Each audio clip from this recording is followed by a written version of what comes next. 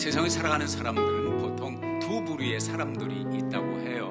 한 부류의 사람은 성취 지향형의 사람 혹은 목표 지향형의 사람, 또 다른 한 부류의 사람들은 관계 지향형의 사람이다. 목표 지향형의 사람은 관계가 깨져도 좋아요. 관계가 부실해 좋아요. 목표가 달성되면 됩니다. 관계 지향형의 사람은 목표가 조금 빨리 이루어지지 않아도 성과가 조금 부진해도 관계가 중요하다, 이렇게 추구하는 사람들이에요. 자, 여러분에게 퀴즈를 드립니다. 오늘 본문 속에서 만나는 야곱이라고 하는 사람은 목표 지향형의 사람일까요? 관계 지향형의 사람일까요? 예, 그렇죠. 1번 목표 지향, 2번 관계 지향. 1번 한번 손 들어보세요. 목표 지향, 예, 내리시고 2번 관계 지향형의 사람이다 생각하시는 분, 예, 손 들어보세요. 예, 내리세요. 예, 손을 안 드신 분은 I don't care, 예, I don't care. 아니면 둘 다 추구하는 사람이다, 그렇게 생각한다고 볼 수가 있겠죠. 우리가 야곱이라고 하는 인물을 보게 되면, 야곱이라고 하는 이름 자체가 뭐예요? 뒤꿈치를 잡았다, 그런 뜻이에요. 쌍둥이인데 형 에서와 야곱이 어머니 리브가의 배에서, 한 뱃속에서 몇 달 동안 있다가 세상에 동시에 나왔는데 에서가 먼저 나가는 거예요. 에서가 먼저 나가니까 동생 야곱이 형의 발꿈치를 잡고, 내가 먼저 나가야 되는데 네가 왜 먼저 나가냐, 발꿈치를 잡고 나왔어요. 야곱이 이런 사람이에요. 그 태어날 때에 형의 발꿈치를 잡은 그 사건 하나가 상징해 주는 것처럼 그의 평생은 그렇게 남의 발목을 잡고 자기의 성공과 자기의 성취와 자기의 목적을 이루기 위해서 남을 밟고 일어서는 스타일의 사람입니다. 그럼 다시 한번 물어봅시다. 목표 지향입니까? 아니면 관계 지향입니까? 이제 조금 답이 좀 바뀌는 것 같아요. 아버지 이삭은 야곱보다 에서를 더 좋아하고 사랑했어요. 엄마는 그 대신에 형 에서보다는 작은 아들 야곱을 더 좋아하고 사랑했습니다. 근데 흥미로운 것은 아버지 이삭이 에서를 더 사랑한 이유는 에서가 몸에 털이 많고 그리고 외향적인 사람이고 활동적이고 남성적인 사람이라 밖에 나가서 사냥하는 걸 좋아했고, 사냥해서 음식을 차려놓으면 누가 좋아하냐? 아버지가 그걸 너무너무 좋아했어요. 그러니까 에서는 아버지의 favorite, 아버지가 특별히 동생 야곱보다 더 좋아하고. 왜? 먹는 것 때문에. 저는 이 심정을 잘 압니다. 제가 아주 초등학교 때부터 옷을 많이 그냥 시골적인 표현으로 후질르고 다녔습니다. 학교만 끝나면 그 다음에 시내가에 가서 그물을 가지고 고기 잡는 걸 좋아했어요. 아주 거기에 그냥 헌신돼 있었어요. 왜 그러냐? 가만히 돌아보니까 우리 아버지가 물고기 찌개를 그렇게 좋아했어요. 붕어찌개, 미꾸라지찌개, 그 음식을 좋아하셔서 아이고 내 사랑하는 새끼, 이렇게 머리를 쓰다듬으니까 보니까 아주 그냥 목숨 걸고, 우리 아버지가 인정을 해주니까 목숨 걸고. 그런데요, 사랑을 하면 사람이 인간이니까 좋아하고 싫어하고 호불호가 있겠죠. 속으로 그래도요, 겉으로 표현하면 안 됩니다. 둘이면 둘, 셋이면 셋, 다섯이면 다섯, 똑같이 사랑하고 좋아하는 것을 표현을 해줘야 됩니다. 이게 부모가 자식을 편애를 하게 되면 가문의 영광이 아니라 가문의 불행이 시작되는 것입니다. 야곱과 에서의 일평생 불목했던 관계. 그래서 야곱은 어떻게 해서든지 성공하고 어떻게 해서든지 잘 살아보고 어떻게 해서든지 하나님의 그 장자권을 누려보겠다고 하는, 장자권을 이제 형에게 뺏겼으니까 이 장자권을 갖고 싶어서 형 성공보다 내가 더 성공해야 돼. 어렸을 때 발꿈치를 잡은 것처럼 형의 발목을 잡기 위해서 형을 꼬여서 팥죽 한 그릇에 장자의 명분을 팔아먹게 했습니다. 그것을 훔치듯이, 물론 정식적으로 팔았지만은 솥단지에서 부엌에서 거래를 해가지고 형을 꼬드겨서 장자의 명분을 자기의 것으로 만듭니다. 관계, 형하고 관계, I don't care. 내가 장자권을 얻으면 돼. 목표 지향형의 사람이에요. 아버지의 관계, 그딴 거 중요한 거 아닙니다. 아버지께서 자기를 축복해 주시기를 바라고 형을 흉내내고 형 대신에 들어가서 형이 받을 축복을, 안수를 받아내고 드디어 형이 받을 그 모든 것을, 기득권을 갈취하는 그러한 얄궂은 성품의 사람, 이 사람이 오늘 본문 속에서 만나는 야곱이라고 하는 사람입니다. 형을 속이고 아버지를 속이고 흥분하여 죽이고 싶도록 자기를 미워하는 에서에게 가만히 있었다가는 맞아 죽겠다고 하는 이 두려움과 공포 때문에 도주하게 되죠. 엄마랑 같이 공모를 해가지고 어머니의 동생인 외삼촌 라반의 집 하란으로 도주를 하게 되죠. 그곳에서 타향살이 이민생활 20년을 하고 20년 마치고 다시 역이민을 하는 모습이 오늘 본문 말씀 속에 기록이 되어 있습니다.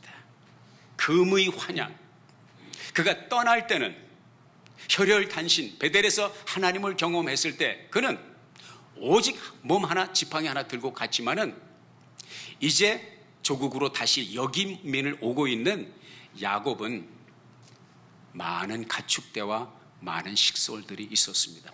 오늘 본문 말씀에서 갑자기 목표 지향형의 야곱이 순간적으로 변하여 관계 지향형의 사람이 된 것 같아요. 그러니까 관계 지향형의 사람이다 그렇게 손을 들었던 분도 맞는 거예요. 왜? 그렇게 변하는 모습을 오늘 본문 말씀에서 보니까 갑자기 관계 지향형이 된 것은 뭡니까? 20년 전에 형의 가슴에 못을 받고 도주하여 이민생활을 하지만 다시 돌아올 때 그 형을 다시 맞닥뜨릴 생각을 하니까 이게 깨어진 관계, 아직 회복되지 않은 관계, 자기가 저질렀고 자기가 터뜨렸던 그 불미스러운 20년 전의 사건이 다시 회자되고 있고 다시 클로즈업 되어 올 때에 그의 마음은 불안과 공포에 쌓일 수밖에 없었던 것이죠. 야곱이 누굽니까? 처녀의 정말 임기응변에 출중한 실력을 가지고 있는 이 야곱이 그때 생각해낸 것이 무엇입니까? 급히 깨어진 관계를 다시 회복하기 위해서 특단의 조치를 해야 되는데 그 작전은 무엇입니까? 형에게 선물 공세를 하기로 작정을 했습니다. 그래서 오늘 본문 말씀 가운데 보면은 이제 그 야곱이 형을 위해서 준비하는 선물 리스트가 나오는데 그 전에 어떤 작전을 쓰냐 하면은 형을 대면하여 보기 전에 아직 비대면일 때 형의 심기도 살피고 형의 삶의 주변 환경이 어떤지 알기 위해서 스파이를 보냅니다. 스파이라기보다는 그냥 심부름꾼들을 보내요. 사원들을 보내서 우리 형님이 어떻게 살고 계신지, 형님의 심기가 어떤지, 나를 대하는 형님의 마음이 20년 후에 아직도 그대로인지 아니면 그 원망스러운 앙금이 가셨는지 한번 살피고 와라 보냈어요. 보냈는데 그 신부분들이 갔다가 형을 만나고 다시 왔습니다. 와서 하는 보고가 아니나 다를까 청천벽력과 같은 그런 보고가 들립니다. 형님 에서 어른이 400인을 거느리고 우리 주인님을 보기 위하여 옵니다. 이 400인을 데리고 온다는 것이 무슨 뜻일까? 금의 환영하는 형, 그 동생을 welcome back, I love you, I missed you, welcome to your hometown. 그러고서 환영 인파가 나온 것이 아니에요. 세번역에 보면 이렇게 여기 기록이 되어 있어요. 그분은 지금 부하 400명을 거느리고 주인 어른을 어떻게 환영하라고? 아니요, 치려고 오고 있습니다. 이 400명은 군사들입니다. 사병들입니다. 20년 전에 그 앙수, 20년 전에 당했던 것을 다시 복수하겠다는 복수혈전의 드라마가 지금 펼쳐지고 있는 것입니다. 고향으로 돌아간다고 하는 소박한 꿈, 금의 환영의 그 흥분은 순식간에 두려움과 공포로 변하게 됩니다.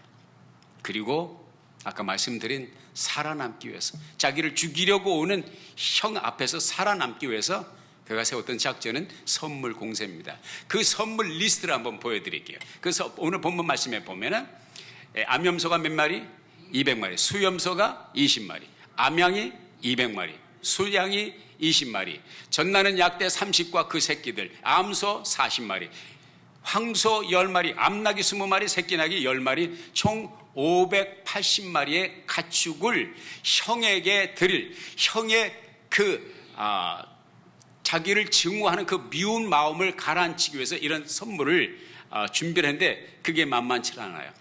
저도 궁금했는데 어떤 분이 저 대신에 궁금해서 이걸 또 현대 달러로, 미국 달러로 환산하신 분이 있어요. 아주 오래 전에. 그게 얼마치 선물을 준비했느냐 보니까 얼마예요? 65만 4,960불이에요. 선물치고 형님에게 드리는, 혹시 형님에게 이런 선물 하신 적 있으세요? 예. 선물할 곳이 없으면 저에게 가져오셔도 전혀 모방하겠습니다. 자기가 할 수 있는 최선을 다해서 형님과의 관계를 메이크업하기 위해서, 리페어하기 위해서, 수습하기 위해서 최선을 다했지만은 그럼에도 불구하고 마음이 편치를 않아요.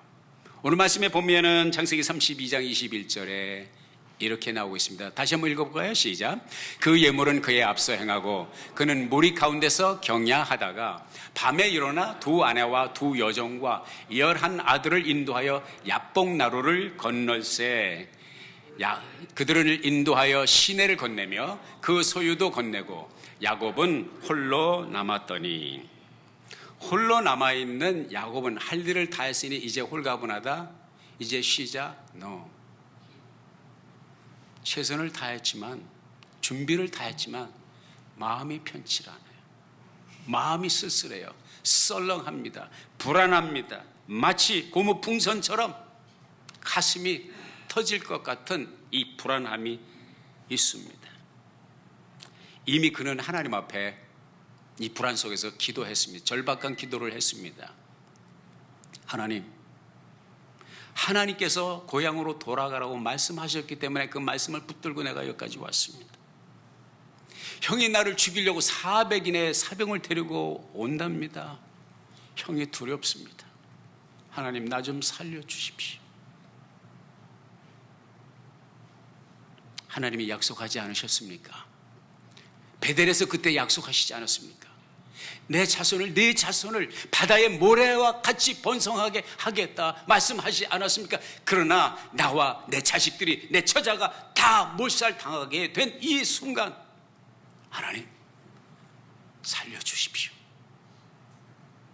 그렇게 기도를 하고 그렇게 준비를 하고 홀로 남아있는 야복 강변에, 야복 나루에 혼자 남아있는 이 야곱은 평생 경험해 보지 못한 외로움과 쓸쓸함을 경험하게 됩니다. 사랑하는 여러분, 하나님의 역사는요, 하나님이 나와 여러분을 만나 주시고 타치하실 때는요, 복잡하고 하이퍼액티브 프로그램이 많고 액티비티가 왕성할 때 하나님이 역사하지, 많은 사람 틈바구니 있을 때 역사하지 않습니다. 하나님은 조용히 만나 주십니다. 하나님은 우리의 삶의 환경을 만들어 가셔서 하나님과 내가 독대할 수 있는 자리를 만들어 주시기 위해서 그렇게 우리의 삶을 이끌어 가시는 경우가 많이 있습니다. 모세가 이스라엘 백성들을 이집트에서 구원하라고 하는 이 절대절명의 사명을 맡기실 때 어디에서 만났습니까? 미디안 광야에서 양과 염소를 칠 때 그 쓸쓸하고 황량한 외로운 광야에서 불꽃 가운데 하나님께서 모세를 만나 주셨습니다. 아브라함을 만날 때도 그렇게 만나 주셨습니다. 우리 하나님은 항시 외롭고 고독하고 조용한 자리에서 만나 주시는 경우가 얼마나 많은지 알 수가 없습니다. 야곱이 바로 그 옛날 엘리야가 광야로 도망해서 로뎀나무 아래서 아무도 없는 그곳에서 하나님, 내가 살 만큼 살았습니다, 내 생명을 데려가십시오 하실 때 하나님이 그를 만나 주셨잖아요. 야곱이 지금 그런 심정입니다. 다 보내고 야복나루에 혼자 남아서 그 밤중에 그때 사건이 벌어집니다. 그 사건은 무엇입니까? 알 수 없는 누군가가 야곱에게 다가옵니다. 다가오는데 그냥 다가오는 것이 아니라 싸움을 겁니다. 씨름을, 레슬링을 걸어옵니다. 그리고 야곱과 이 낯선 사람의 레슬링이 밤새도록 승부가 나지 않고 이어지는 것을 보게 됩니다. 그런데 이 사람이 누구냐 이거예요. 야복나루에서 그 밤중에 야곱이 만나서 씨름을 하고 레슬링을 했던, 밤새워 싸웠던 이 사람이 누구냐, 이 남자가 누구냐. 이 사람이 누군지 발견하는 것은 어렵지 않아요. 이분은 바로 우리 주 예수 그리스도, 사람의 몸을 입고 현현하신 우리 주 예수 그리스도, 하나님이셨다는 것이죠. 왜 그걸 알 수 있냐면, 첫째, 이 경험을 하면서 야곱은 하나님의 축복을 받아냅니다. 이 하나님의 축복이 누구예요? 함께 씨름하던 이 사람이 야곱을 축복합니다. 둘째, 이 경험을 한 후에, 그가 살아난 후에 그가 자기가 밤새 그 나루에서 씨름을 하던 그 남자와의 만남의 장소를 무엇이라고 이름을 짓냐면 분이엘이라고 짓습니다. 분이엘이라고 하는 말은 하나님의 얼굴이라는 뜻입니다. 내가 하나님의 얼굴을 뵈고 하나님을 뵙고도 내가 죽지 않고 살아남았구나, 그런 고백을 하게 됩니다. 그러니까 자기가 밤새워 같이 씨름했던 그 상대는 누구예요? 하나님 자신이라는 것이죠. 야곱을 궁극적으로 축복했고 야곱에게 하나님의 모습을 보여주었던 그 남자. 이 구약 성경에도 보면은요, 가끔 구약 성경에도 하나님께서 사람의 몸으로 현현하실 때가 있어요. 이걸 뭐라 그러면 theophany라고 그래요. theophany. 혹은 그리스도의 나타나심, 그래서 크리스타포니, 신학적인 용어입니다. 예수 그리스도의 현현. 물론 예수 그리스도께서 2000년 전 팔레스타인 베들레헴 마구간에 탄생하신 것이 영원하고 궁극적인 단 이례적인 사건이 완전한 인간으로 오신 사건이지만, 그 전에도 아브라함도 그렇게 만나 주셨고요, 사드락 메삭 아벳느고도 그 예수 그리스도를 풀무불에서 만난 경험이 있습니다. 이러한 희한한 경험을 했습니다. 바로 야곱은 그 밤중에 그 주님을 만난 거예요. 창세기 32장 25절에 보면 이런 말씀이 기록되어 있습니다. 그 사람이 자기가 야곱을 이기지 못함을 보고 야곱의 환도뼈를 치매 야곱의 환도뼈가 그 사람과 씨름할 때에 위골되었더라. 그 사람이 야곱을 이기지 못함을 보고, 이 사람이 나타났는데 이 사람이 누구라고 해서 하나님이라고 그랬잖아요. 우리 주님이라고 그랬잖아요. 사람의 몸을 입고 이 세상에 오신, 지금 나타난, 야곱에게 나타난, 그리고 야곱과 함께 씨름을 하시는 이분이 야곱을 이기지 못함을 보고 그랬어요. 왜 이기지 못했을까요? 정말 하나님이 야곱을 이기지 못한 것입니까? 정말 예수 그리스도께서 야곱을 이길 능력과 힘이 없는 것입니까? 그럴 수가 없죠. 그럴 리가 없죠. 그런데 또 그럴 수가 있다는 거예요. 왜 그러냐? 야곱의 그 성품 때문입니다. 뱃속에서 나올 때부터 형의 발꿈치를 잡았던 이 성품, 지고는 못 베기는 이 성격, 이 완고한 고집, 자기 목표를 위해서 수단과 방법을 가리지 않는 야곱은 뱃속에서 태어날 때부터 그렇게 태어났고 평생을 그렇게 살아왔고, 남의 발목을 잡고 속임수를 쓰던, 사기 방법을 쓰던, 수단과 방법을 가리지 않고 자기의 목적과 자기의 목표 달성을 위해서 그렇게 남을 밟고 지금까지 살아낸 이 야곱은 20년이 지난, 베델에서 하나님을 만나고 나서 20년 타향살이를 하고 다시 돌아온 지금도 전혀 변화되지 않았어요. 제가 살아보면서, 제가 목회하면서 두 가지를 발견해요. 사람의 이중성을 발견합니다. 첫째는 아침과 저녁이 다른 조석지변의 사람의 마음을 발견하고요, 또 하나는 아침 저녁이 아니라 20년이 지나도 30년이 지나도 변하지 않는 것이 인간의 완고한 고집과 육신적인 삶의 패턴이 참 변하지 않는구나, 그것을 발견하게 됩니다. 하나님도 꺾지를 못하는 거예요. 하나님도 그렇게 야곱을 기다리고 야곱의 성품이 변화되기를 바라고 야곱이 인격자가 되기를 원했지만 20년이 지난 타향살이 20년의 서름과 눈물 젖은 빵을 먹었음에도 불구하고 야곱은 전혀 변화되지 않습니다. 그 고집을 하나님은 꺾을 수가 없었던 것입니다. 이게요, 제가 옛날에 몰랐는데 자식을 키워보니까 알겠더라고요. 우리가 보통 어른들이 하는 말이 자식 이기는 부모? 있다? 없다? 없다는 것이죠. 이제 크레그 박사님이 가끔 그런 말을 해요. 손자, 손녀는 자식을 죽이지 않은 데 대한 보상이다. 그런 말이 있어요. 자식을 죽이지 않으면 손자, 손녀가 태어난다. 이게 하나님이 주시는 보상이라는 것이죠. 자식을 죽이고 싶은 마음큼 속을 바글바글 썩일 때도 있다. 그런데 그 자식을 왜 못 꺾어요? 죽이지 않고는 꺾을 수가 없으니까. 하나님은 야곱을 죽이기 전에는 야곱을 꺾을 수 없어요. 20년이 세월이 아니라 수십 년, 일평생, 야곱의 일평생을 하나님이 기다리셨지만 야곱은 그 고집, 남의 발목을 잡고 자기의 목표를 달성하기 위한 이 고집을 하나님이 꺾으실 수가 없었다는 것이죠. 그런데 오늘 말씀에 보니까 그 야곱의 환도뼈가 위골되는 사건이 생깁니다. 누가 쳤어요? 그 씨름하던 그분이 야곱의 환도뼈를 한번 딱 터치하니까 환도뼈가 위골되었습니다. 무슨 말이에요? 야곱은 그 사람을 상대할 수 있는 그런 능력을 가지고 있는 사람이 아닙니다. 다만 고집이 있었을 뿐이고요.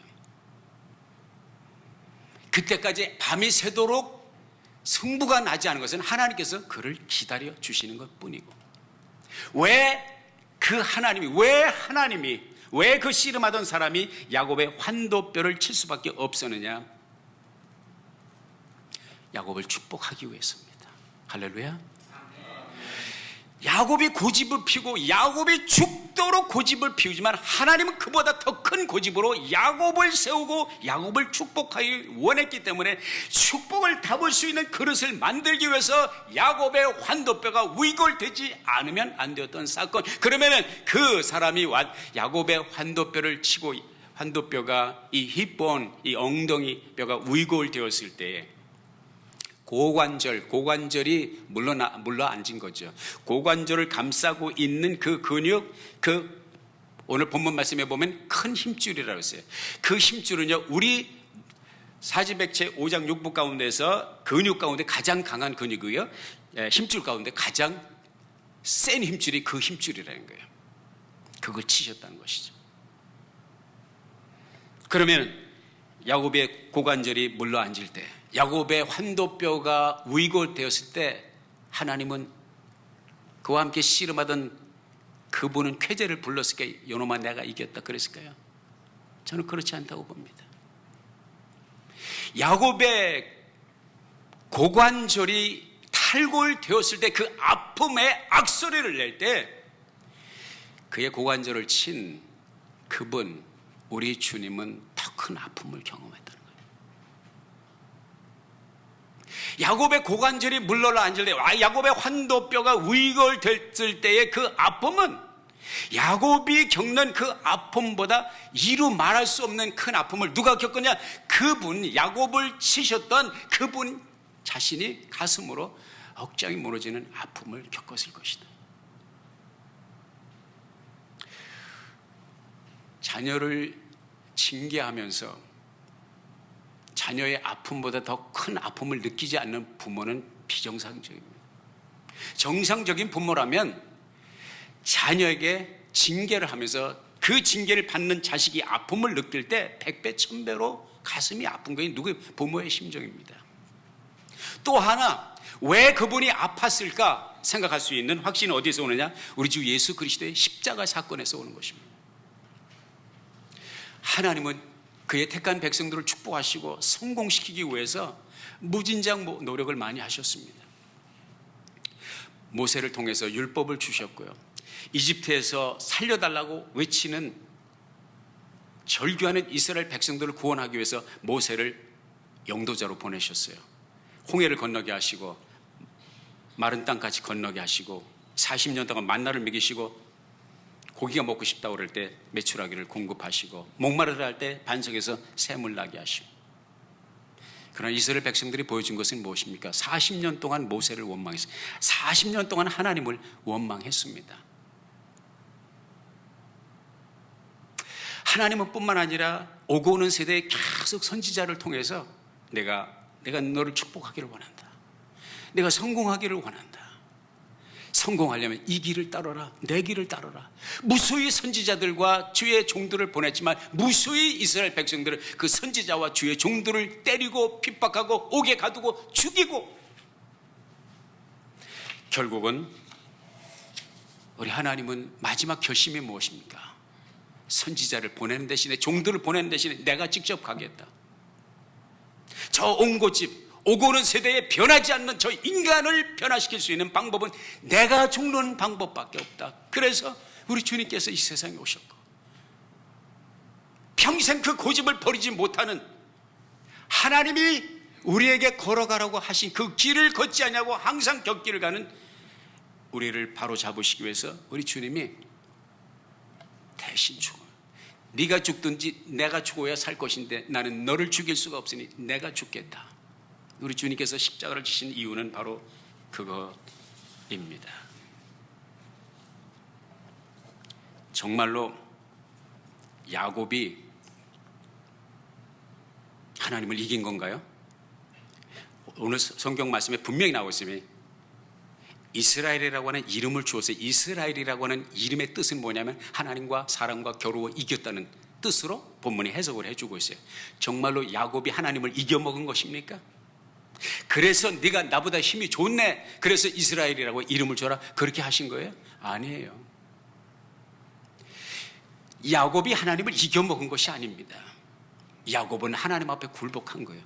밤새도록 승부가 나지 않는 싸움을 싸우고 끝까지 갔지만은 야곱이 이긴 게 아니에요. 야곱은 하나님 앞에 무릎을 꿇은 거예요. 이건 내 생각이 아니에요. 호세아서에 보면 이런 말씀이 기록되어 있어요. 12장 3절 4절 같이 한번 읽어볼까요? 시작.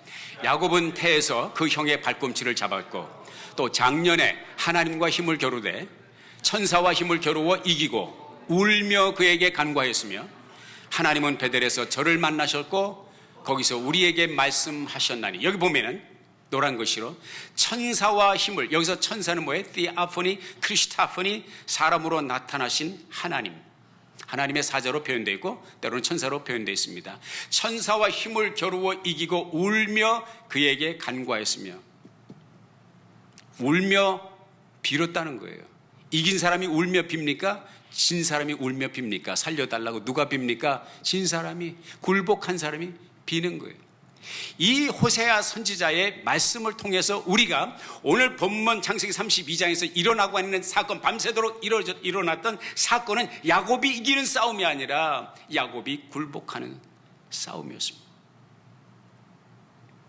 울며 하나님 앞에 무엇을 간구했습니까? 축복을 간구한 것입니다. 내게 복을 달라고. 여러분, 야곱은 이미 아까 선물 리스트에서 봤죠. 야곱이 형님에게 그 정도 선물을 할 수 있을 정도면 그가 얼마나 많은 재산을 가지고 있었는지 알겠죠. 물질적으로 부족한 것이 없어요. 갖추고 충분히 넉넉히 모았습니다. 식솔들도 많이 모았습니다. 그러나 야복나루에 있는 그 밤에 천사와 더불어 씨름하는 야곱은 아직도 채워지지 않는 공허가 있어요. 이 물질로, 이 약대들로, 이 송아지대로, 이 암소, 수염소, 이 따위의 것으로 채워지지 않는 그 무엇인가, 아직 붙잡아야 될 것이 남아있는 것을 깨달았습니다. 왜 그 씨름하는 그분에게 당신이 내게 축복하지 않냐면 나는 결단코 당신을 보낼 수가 없습니다. 울며 하나님 나를 축복해 주옵소서, 하나님 나를 축복해 주옵소서. 야곱이 하나님 앞에 진정 무릎을 꿇는 시간이었습니다. 지금까지 하나님의 뜻과 상관없이 이겨먹기 위해서 살아왔던 야곱이 자기 자신을 직면하며 하나님 없이는 내가 아무것도 할 수 없습니다. 이걸 신학적으로 우리는 total surrender, 온전한 항복, 온전한 하나님께 향한 굴복이라고 합니다. 사랑하는 여러분, 야곱의 환도뼈가 깨어질 때에 야곱의 심령이 하나님 앞에 깨어졌지. 이것이 바로 마태복음 5장에서 팔복을 말씀하실 때 심령이 가난한 자는 복이 있나니 천국이 저희 것입니다. 그 천국은 약대로 소대로 양대로 나귀대로 채울 수 없는, 돈으로 채울 수 없는, 하나님만이 채울 수 있는, 하나님만이 주실 수 있는 그 축복이 천국의 축복이라는 거예요. 심령이 가난한 자는, 마음이 가난한 자는, 지금 야복나루에서 천사와 더불어 씨름하는 야곱은 더 이상 내려갈 수 없는 삶의 바닥에서 살려달라고 하나님 앞에 지금 애걸하고 있습니다. 애통하는 자는 복이 있나니 저가 위로를 받을 것이며, 주님의 말씀하신 이 복은 누가 받는 것입니까? 애통하는 사람이 받습니다. 야곱이 지금 그 애통을 하나님 앞에 토해놓고 있습니다. 애통해야 하나님의 위로를 받는다는 것이죠. 영적 파산 선고를 나는 할 수 없습니다. 내 힘과 내 능력과 내 꾀로 지금까지 살아왔지만 내 손에 아직 잡은 것은 아무것도 없습니다. 하나님, 제발 나를 축복해 주옵소서. 여러분 그거 아십니까? 하나님은 환도뼈가 위골되는 깨어짐을 경험한 사람들을 들어 쓰신다는 거 아십니까? 환도뼈가 위골되는 깨어짐을 경험한 사람들에게 하나님이 축복을 붓는다는 걸 아십니까? 간증을 들어보십시오. 성경 속에 있는 간증뿐만 아니라 오늘을 살아가는 성공적인 신앙생활을 경험했던 많은 믿음의 사람들의 간증을 들어보십시오. 그들은 한결같이 이 깨어짐을 경험한 사람들입니다. 이 애통을 경험했던 사람이고요, 이 가난한 심령을 철저히 체험했던 사람입니다. 주의 이름으로 도전합니다.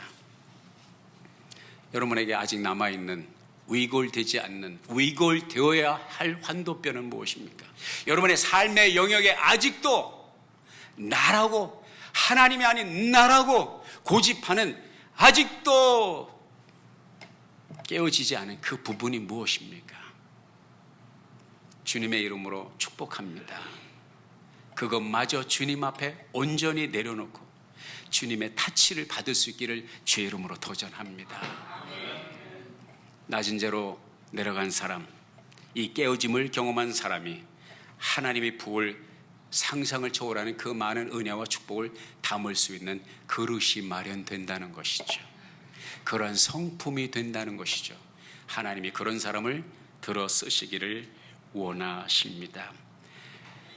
야곱은 이렇게 매달리고 울며 그에게 간구했을 때 그의 축복을 받아냅니다. 야곱을 축복하였더라. 내 이름이 무엇이냐? 야곱입니다. 지금 무슨 얘기예요?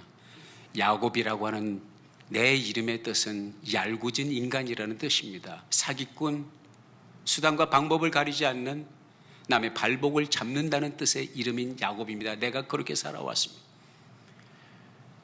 그분이 야곱에게 말합니다. 내 이름을 다시는 야곱이라 부를 것이 아니라 이스라엘이라고 부르게 될 것이다. 내가 사람과 하나님과 더불어 싸워 이겼기 때문이다. 야곱의 평생의 트라우마가 뭔지 아십니까? 아버지의 사랑을 받지 못한 것입니다. 아버지의 인정을 받지 못한 것입니다. 아버지의 인정을 받지 못한 야곱은 일평생 모든 수단과 방법과 길을 찾았지만 그걸 채울 수, 그래서 야복나루 그 많은 재산을 가져와서도 야복나루에서 그 맘중에 그렇게 마음이 허전했던 거예요. 아버지의 인정을 받지 못했어요. 근데 아십니까? 하나님을 만났다.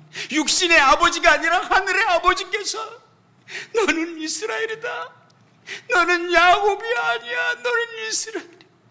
하나님께서 그를 인정해 주십니다.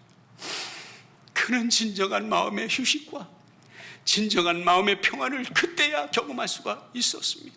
속일 필요도 없고 남의 발꿈치 잡을 필요가 없이 내 영혼에 만족함이 있는 그 하나님을 만난 거예요. 그래서 그것을 분이엘, 하나님의 얼굴을 내가 보았다. 내가 하나님을 만났지만 죽지 않고 살아있다. 그리고 그 분이엘에서 새롭게 떠오르는 동력의 해를 맞으면서 그의 인생이 완전히 바뀌어버린 거예요. 20년 동안 아니 평생을 쫓아다니던 그 뜬구름 잡는 인생, 무지개 쫓아간 인생, 고단한 인생이 그 분이엘의 아침에 하나님을 만남으로써 You are Israel. 너는 하나님과 사람과 더불어 이긴 사람이야. 너는 패자가 아니야. 여러분의 삶의 트라우마는 무엇입니까? 여러분의 아픔은 무엇입니까? 그것마저 주님께 다 맡겨드리고 주님의 타치 만져주심으로 주 안에서 세상에 줄 수 없는 참 만족과 참 기쁨, 참 승리자가 될 수 있기를 주의 이름으로 축원합니다. 기도하겠습니다. 아버지 하나님, 주신 말씀 육비하로 새기고요, 어렵고 힘든 오늘의 삶을 살아가면서 열등의식과 좌절과 결핍의식 속에서 살아가는 우리가 주님의 만져주심 속에서 야복나루에 고독하고 외롭고 쓸쓸했던 그 야곱이 채워지는 동력 아침의 햇살과 같이 분이엘의 아침을 맞은 야곱과 같이 주 안에서 변화되는 놀라운 은혜가 있게 해주세요. 예수님의 이름으로 기도했습니다. 아멘.